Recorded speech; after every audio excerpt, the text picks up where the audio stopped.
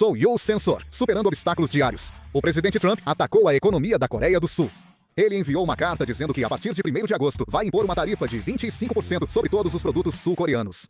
Isso equivale a anular o acordo de livre comércio entre Coreia do Sul e Estados Unidos da América. Nossas principais indústrias estão em crise. Abordaremos esse assunto hoje. O presidente Trump enviou uma carta a líderes de 14 países como Coreia do Sul, Japão e Malásia sobre as tarifas que serão aplicadas a partir de 1º de agosto se não houver acordo comercial.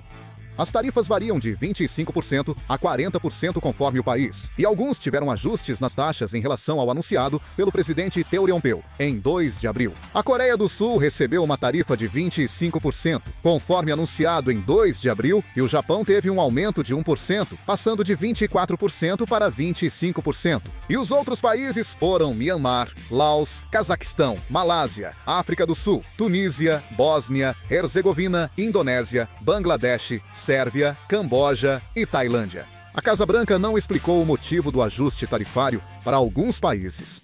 Coreia do Sul e Japão mantiveram as tarifas nos níveis anteriores por não chegarem a um acordo durante as negociações. A Coreia do Sul foi o primeiro alvo entre os 14. Na postagem do presidente Trump na Truth Social, na tarde do dia 7 horário local, a carta da Coreia do Sul foi a primeira a ser publicada. Nesta carta, foi declarado que nossa relação não foi recíproca e que a partir de 1º de agosto haverá um imposto de 25% sobre todos os produtos sul-coreanos, além de tarifas específicas por item. Foi feito um aviso sobre a imposição de tarifas de retaliação, afirmando que, se a Coreia do Sul decidir aumentar as tarifas sobre os Estados Unidos, será acrescentado o mesmo valor de 25% às tarifas já impostas à Coreia do Sul. E pouco tempo depois, também foi divulgada uma carta para o Japão, e foi confirmado que o conteúdo da carta era exatamente o mesmo que o da enviada para a Coreia do Sul. Devemos nos atentar ao motivo das cartas para a Coreia do Sul e Japão terem sido divulgadas antes. Coreia do Sul e Japão dependem muito do mercado americano e são aliados dos Estados Unidos da América. O presidente Trump parece estar atacando ativamente 2 países para fechar acordos comerciais favoráveis aos Estados Unidos da América e estabelecer um padrão. Com base nisso, ele pretende continuar as negociações comerciais com outros países, seguindo os mesmos critérios. O presidente Trump parece acreditar que, mesmo pressionando Coreia do Sul e Japão, as relações diplomáticas não serão facilmente rompidas. Por isso, decidiu tornar pública a convocação desses 2 países primeiro. De fato, Coreia do Sul e Japão receberam a mesma tarifa de 25%, mas do ponto de vista japonês, parece haver muitos aspectos considerados injustos por eles. O Japão avançou significativamente nas negociações, participando de 7 rodadas, enquanto a Coreia do Sul participou de apenas 3 até o momento. A negociação realizada no fim de junho foi a primeira desde que o novo governo assumiu. O Japão fez mais concessões aos Estados Unidos da América do que a Coreia do Sul, sendo criticado por uma diplomacia submissa. A tarifa existente de 24% aumentou para 25%. Mas, no final, o resultado foi idêntico ao da Coreia do Sul. Isso não significa que a Coreia do Sul deva parar de negociar, mas conduzir essas negociações de forma satisfatória não é nada fácil para o país. A recente troca de governo resultou em falta de tempo e recursos para negociações, e ainda há cargos de alto escalão vagos. A Coreia do Sul e os Estados Unidos da América já têm um acordo de livre comércio, então as tarifas são quase 0%. Mas, como os Estados Unidos estão exigindo, não há muitas maneiras de resolver o déficit comercial. Atender às exigências dos Estados Unidos da América deve ser difícil para a Coreia do Sul, então é provável que haja dificuldades nas negociações. Os Estados Unidos da América exigem abertamente a abertura do mercado agrícola. O presidente Lee Jae-myung criticou duramente o Japão por precisar de arroz, mas se recusar a importar dos Estados Unidos da América, citando o país como um exemplo negativo. Isso pode ser aplicado diretamente à Coreia, que já impõe uma tarifa alta de 513% sobre o arroz americano. Porém, se a tarifa for eliminada, a Coreia enfrentará a reação dos agricultores, sendo difícil lidar com tal pressão. Os Estados Unidos da América estão exigindo a flexibilização das regulamentações digitais da Coreia, tendo uma visão negativa sobre as atuais barreiras ao comércio digital do país. Segundo o relatório do Escritório do Representante de Comércio dos Estados Unidos da América, a Coreia está dificultando a entrada das gigantes de tecnologia americanas no país devido a taxas de uso de rede, mapas de alta precisão e restrições à exportação de dados. É provável que os Estados Unidos da América exijam da Coreia a flexibilização ou eliminação das barreiras ao comércio digital. O problema é que essa crise da Coreia tende a se agravar.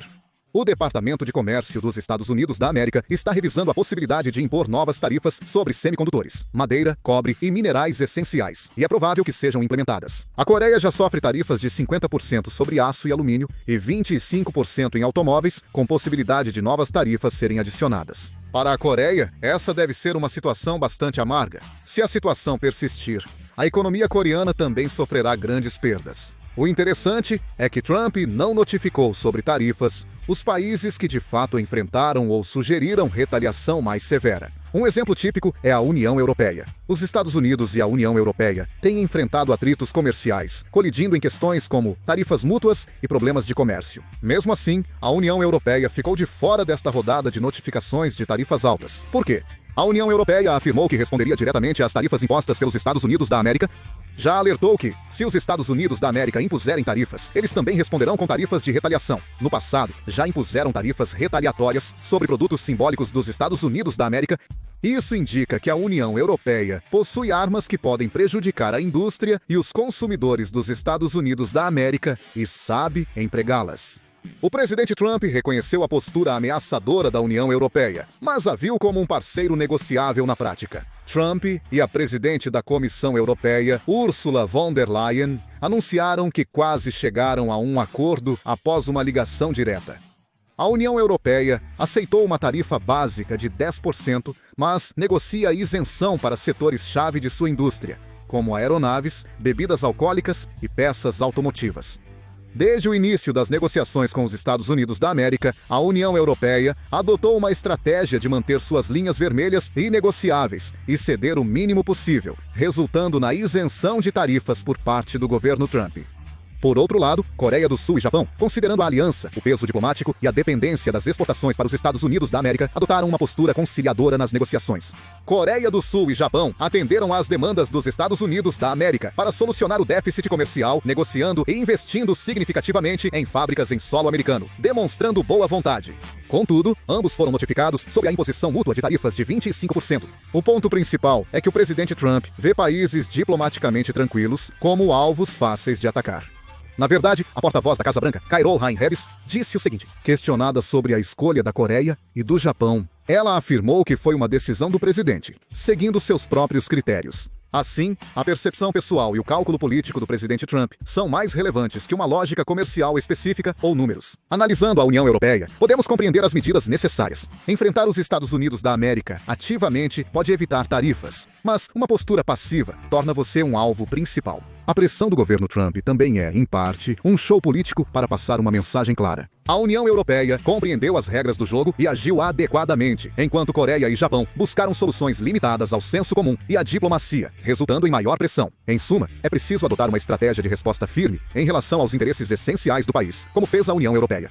Nas negociações ao estilo Trump, um confronto direto pode ser a melhor forma de garantir nossos próprios interesses. O presidente Trump mencionou que as tarifas entrarão em vigor em 1º de agosto, mas negociações até lá podem reduzi-las. Em Wall Street, a expectativa é de uma provável suspensão mútua das tarifas. A implementação das tarifas, prevista para 1º de agosto, já foi adiada várias vezes e agora está marcada para essa data. Portanto, Wall Street prevê que as tarifas não entrarão em vigor no dia 1º de agosto, mas serão adiadas novamente. O secretário do Tesouro dos Estados Unidos da América, Scott Bessent, afirmou que as negociações seguirão até 1º de setembro, indicando que o adiamento deve durar até essa data, no mínimo. Além disso, análises sugerem que o envio das tarifas também visa impor disciplina. A Coreia enviou Lee Seong-rak, chefe do Gabinete de Segurança Nacional, e Yeo An-gu, chefe de negociações comerciais do Ministério da Indústria, para tentar um acordo com as autoridades locais antes da vigência das tarifas. O gabinete presidencial sul-coreano realiza reuniões de contramedidas e planeja enviar uma delegação especial aos Estados Unidos da América. O gabinete presidencial afirmou que enfatizou a necessidade de avançar as negociações sobre questões pendentes entre a Coreia e os Estados Unidos da América, visando fortalecer a aliança em um quadro mais amplo. Declarou também esperar que uma cúpula entre a Coreia do Sul e os Estados Unidos da América seja realizada em breve, para avançarem em resultados benéficos sobre questões pendentes. Afinal,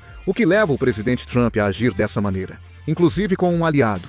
Na realidade, o que o governo Trump provavelmente mais almeja não é apenas solucionar o déficit comercial com os Estados Unidos da América. Se o objetivo fosse resolver o déficit comercial com os Estados Unidos da América, eles teriam tentado resolver atacando a China, que tem o maior volume. Mas, como também chegaram a um acordo com a China, parece que o governo Trump tem outros interesses. O que o governo Trump precisa agora é mostrar algo ao povo. O presidente Trump continua mencionando arroz e automóveis nas negociações com o Japão, não tanto para obter lucros, mas porque esses itens são fáceis de atrair a atenção do povo, apesar de haver muitos outros temas. O presidente Trump acredita que, ao agir assim, demonstra sua força e intimida psicologicamente o oponente.